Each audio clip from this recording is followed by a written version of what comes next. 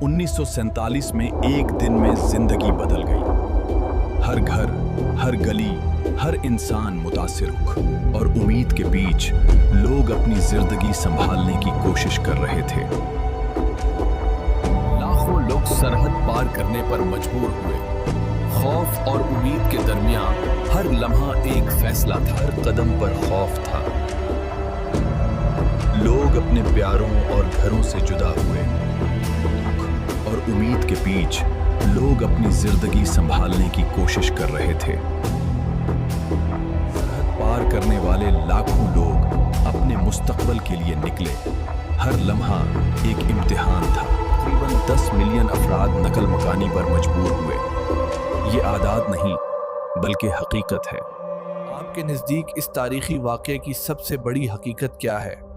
Comments में बताएं और क्रोनोविजन को सब्सक्राइब करें।